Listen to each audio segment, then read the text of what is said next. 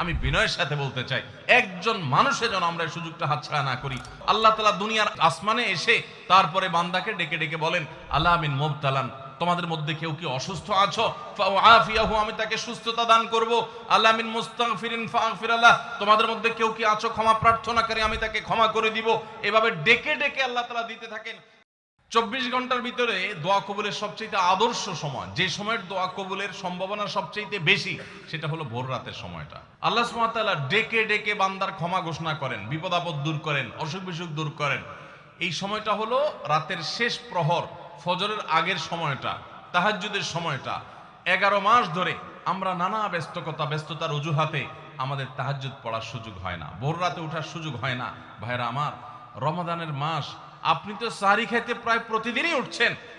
আপনার যেহেতু সাহরি খাওয়ার উদ্দেশ্যে উঠাই লাগে, তো আপনি কেন এই মাসে সাহরির সময় ভোর রাতের এই সময়টাতে যখন আল্লাহর সাধারণ ক্ষমা ঘোষণা করেন, ওই সময়টাতে আপনি কেন শুধুমাত্র খেয়ে পরে আপনি মসজিদে চলে যাবেন ফজরের জন্য?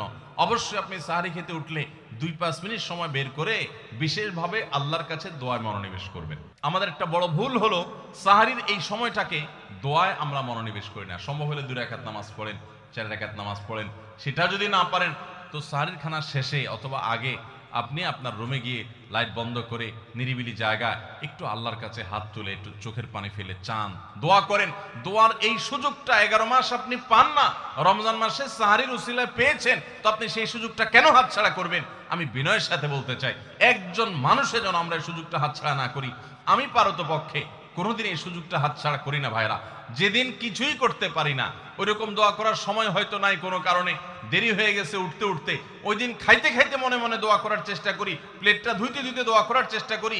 কারণ মুয়াজ্জিন ফজরের আজান যখন দেন, ওয়াক্ত যখন হয়, তার আগ মুহূর্ত পর্যন্ত আল্লাহ তাআলা দুনিয়ার আসমানে এসে তারপরে বান্দাকে ডেকে ডেকে বলেন, আলা মিন মুবতালান, তোমাদের মধ্যে কেউ কি অসুস্থ আছো, ফাআফিয়াহু, আমি তাকে সুস্থতা দান করব। আলা মিন মুস্তাগফিরিন ফাগফির লাহ, তোমাদের মধ্যে কেউ কি আছো ক্ষমা প্রার্থনাকারী, আমি তাকে ক্ষমা করে দিব।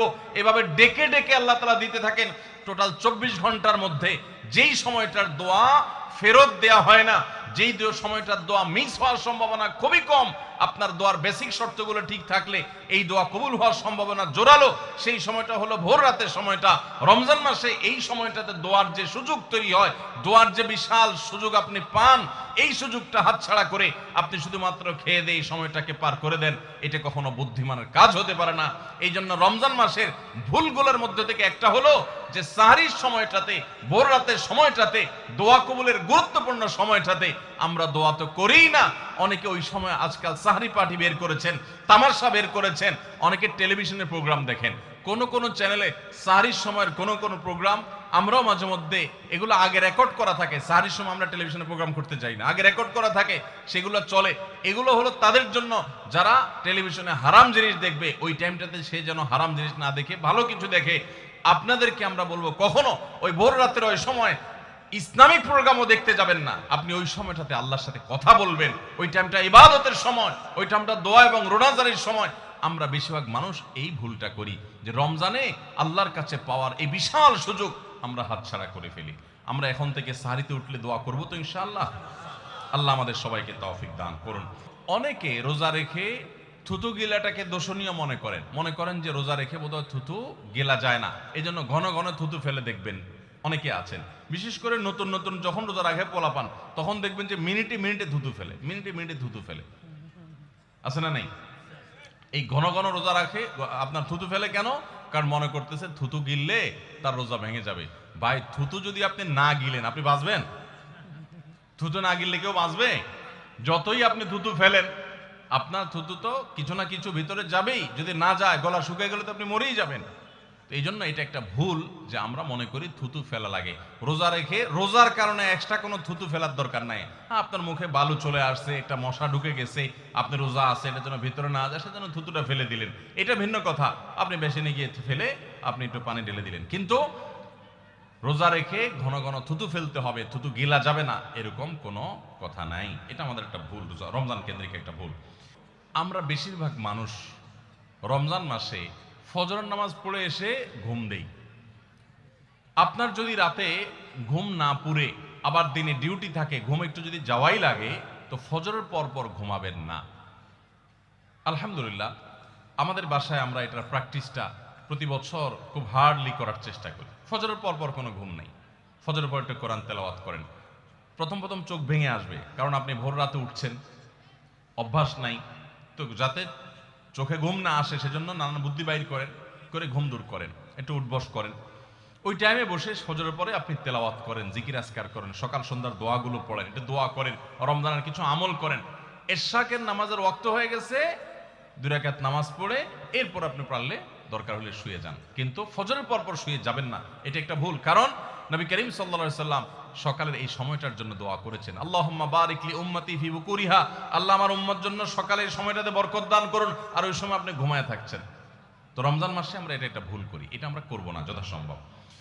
আমরা যারা নিয়মিত আজানের জবাব দেই, আজানের জবাব দেওয়া একটা আমল, আপনারা জানেন তো, মুয়াজ্জিন যা বলে তার সাথে সাথে তা বলা, তার পরপর সেটা বলা। মুয়াজ্জিন যখন আল্লাহু আকবার বলে, তখন আপনিও আস্তে আস্তে করে আল্লাহু আকবার বলবেন। মুয়াজ্জিন আবার যখন আল্লাহু আকবার বলবে, আপনিও আল্লাহু আকবার বলবেন। মুয়াজ্জিন যখন আশহাদু আল্লা ইলাহা ইল্লাল্লাহ বলবে, আপনিও আশহাদু আল্লা ইলাহা ইল্লাল্লাহ বলবেন। মুয়াজ্জিন যখন আশহাদু আন্না মুহাম্মাদুর রাসূলুল্লাহ বলবে, আপনি কি বলবেন? আশহাদু আন্না মুহাম্মাদুর রাসূলুল্লাহই বলবেন। অনেকে সাল্লাল্লাহু আলাইহি সাল্লাম পড়ে, সাল্লাল্লাহু আলাইহি সাল্লাম পড়বেন হলো আজানের শেষে, কিন্তু আজান চলাকালীন আশহাদু আন্না মুহাম্মাদুর রাসূলুল্লাহই বলবেন।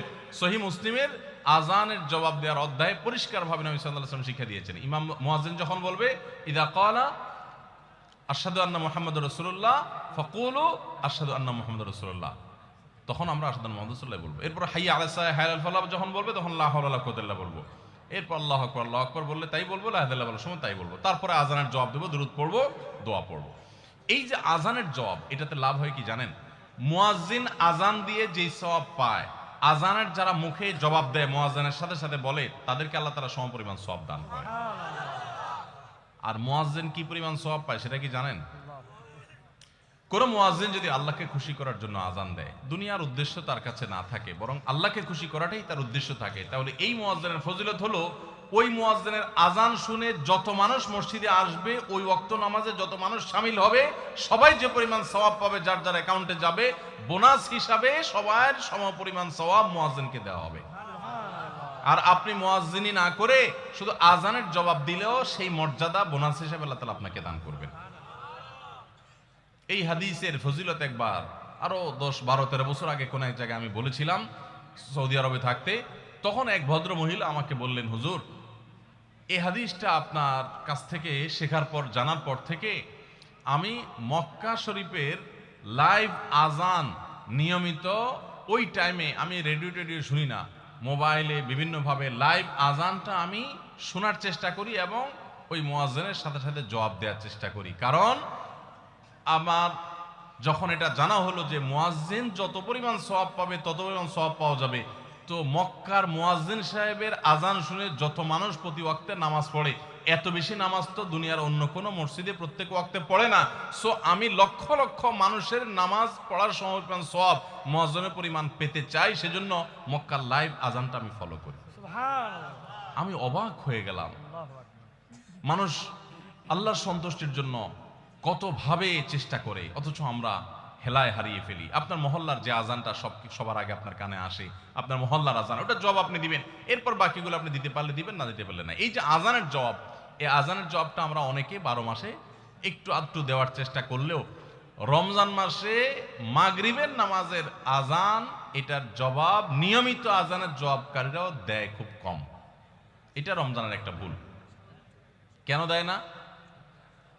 কারণ সেই আসরের পর থেকে নিয়ে 10-12 পদ, 13 পদ, 14 পদ ইফতার সামনে নিয়ে বসে যে দাঁত কচকচ কচকচ করতেছিল, হাতগুলো শুধুমাত্র আকুপাকু করতেছিল যে কখন আপনার বেগুনি ধরবে, কখন পেঁয়াজু ধরবে, কখন বুটমরিতে হাত দিবে, যখন আকুপাকু করতেছিল, সূর্য ডুবছে, মুয়াজ্জিন সাহেব আল্লাহু আকবার হাঁকা শুরু হয়েছে, আর হুমড়ি খেয়ে অমনে ঝাঁপায়া পড়ছে, খাইতে খাইতে কখন আজান শেষ হয়ে গেছে টেরও পায়নি।